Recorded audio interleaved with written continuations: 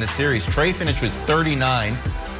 Shockingly, Embiid and Seth Curry, the only Sixers to make field goals in the second half. Not good. Philly's abysmal fourth quarter cost them the game. Now it might cost them the series. Nick, who's to blame for this disaster?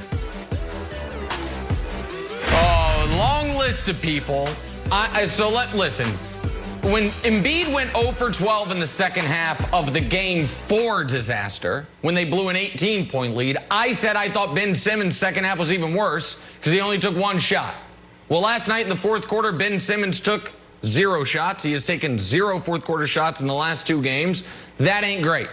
Tobias Harris, who gets paid like a superstar, scored 4 points. That ain't great. Embiid slowed down again at the end of the game. He had a brutal fourth quarter. That ain't great. But, and I hate to do this, I have seen this game before. There is one common denominator, and that is Doc Rivers. This exact game happened 6 years ago. Game 6, Clippers-Rockets in Los Angeles, fourth quarter, 40-15 Rockets with James Harden on the bench for it. Josh Smith and Corey Brewer lit your house on fire. Last night in Philadelphia, Game 5, 40-17 Hawks. After you blow an unblowable 18-point lead the previous night, you up the ante. You're up 25 with 14 minutes left in this game. 25 with 14 minutes left, and you lose. And at some point, you got to be like, all right, so Doc Rivers, we're at 4 Game 7 losses. I think 3 of them are at home. You're at 3 Game 7 home losses, 3 3-1 series leads blown, another 4 3-2 series leads blown. You had the debacle, the Clippers-Thunder game where you're up 10 with minutes left in the critical game of that series. So many instances of you having not only big leads in a series or a game, but the better team, the unquestioned better team, and you can't land the plane. Brandon, this team has been my pick all year to come out of the East. And as I understand Embiid's hurt, but he's at least playing. So that should benefit them.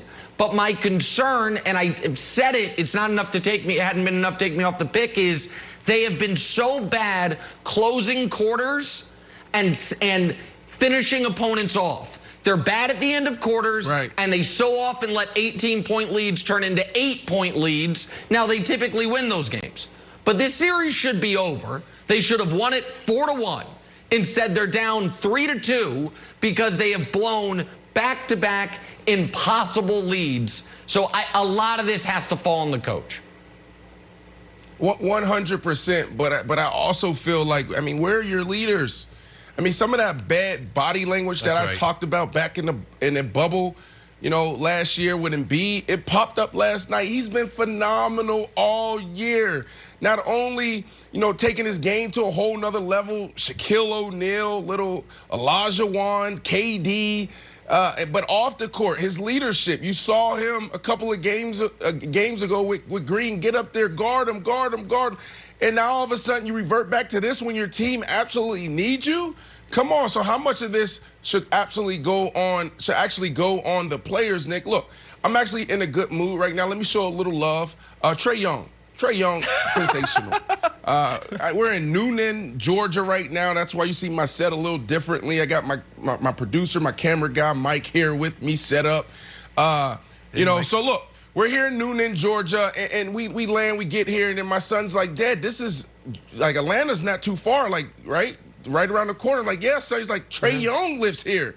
Like, he is a household name. This dude is an absolute sniper. That's great. Like, come on, look what he has done. And when you got a young buck like this, a guy who has nothing to lose, he's a little bit, like, cocky. I feel, yeah, he's confident, but he's borderline cocky. He is dangerous. And that's why you see him, you know, a series after series doing what he's doing and doing it in the fashion that he's doing it in. But if you're going to force me to blame somebody, then I got to go with Tobias Harris. You know, we know what Ben Simmons is on the offensive end. But for you to be one of the first players since the merger to average 19 points, but then get to the playoffs and have multiple games where you have fewer than 5 points, that is a problem. Come on, buddy. We know you have game. We know you can score the basketball, but where are you at right now? So if I had to blame someone, Wild, I got to go with Tobias Harris. These are back-to-back games where you haven't done anything. Help out Embiid. Embiid, this is a dude you know is struggling. Deep into games, he can't carry you. Throughout the year, he wasn't playing these type of minutes. He wasn't playing back-to-backs. So now you're asking him to do this, and that's why you're seeing him wither away in the fourth quarter. I think that's fair. And I'm going to tell a little story here. It's a fictitious story, but I'm going to tell an imaginative story, and it'll make sense about who I'm blaming for this. Nick, if you and I ever got into a physical confrontation, it's a scenario I don't think will ever happen, but one that I am prepared for. Be aware. And I'm winning by a lot early on. I'm winning by a lot. And all of a sudden, you just grab a fistful of hair and start yanking me around. I'd say, you know what? That is a lame move, but that is an effective move, and that is a demoralizing move, and you just wouldn't let go. That's the hack-a-Ben strategy. It is certainly a lame strategy no one likes, but it is super effective. The guy's shooting 33%. He missed 10 threes. And the fact that Nate McMillan started doing this down 20 at the end of the first half, that sent a message to his own team that's like, you know what? We are not out of this. We are still going to utilize this strategy. Wow. And I think it's so demoralizing for Ben, and I think it's demoralizing for the whole team itself. Look at the fan right here. I think that I think it's brutal for a number of reasons. It's demoralizing to the team where I feel like Ben feels like there's a lot of pressure.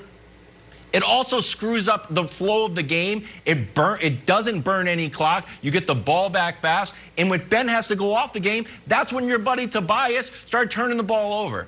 So I think, Nick, that as much as it's on Doc Rivers not out there anymore. He doesn't play basketball anymore. It's Ben Simmons who's missing 10 free throws. It's Ben Simmons whose game has not improved offensively since LSU. And I know we all like Ben and we root for him, but there's a certain point where you have to be like, buddy, it's the playoffs. They're free shots. You're shooting worse than Shaq. Let's not blame Doc Rivers. Well, it's the worst free throw shooting. Last thing. I'm sorry, I'm piling on. Go ahead. Yeah. No. Give me your last thing. I'm excited. Flourish. My final thing is this. It's one thing if, like, you know what? I did poorly. I should have attacked more. But he said that last game. So then it came down and you had a rerun. You already used up your excuse. Yeah. If it happens once, that's fine. But you're not following your own advice. It is wildly frustrating, especially because I root for Ben. And listen, so I think all of these things can be true, right? It can be true that Doc Rivers has a history, unlike any other coach, of these types of, are you kidding me, losses. It can also be true that Ben Simmons, right now this postseason, it's the second worst free throw shooting postseason for any player in NBA history. The only thing worse is Andre Drummond, who at the time when he had his brutal four-game postseason a few years ago was at that moment the worst free throw shooter in NBA history. Ben Simmons, it has become more than an Achilles heel because it is affecting everything he does. He doesn't want to touch the ball. He doesn't want to drive to the basket, and he won't shoot jump shots. Man. He's your point guard. So, like, that's a big, big problem.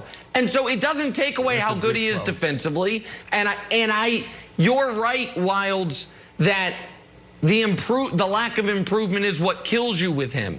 And I always thought, because Brandon, even well before you and Wilds were on the show, we used to argue about Ben Simmons a lot, and I would defend him. I'd be like, listen, he's a 90-10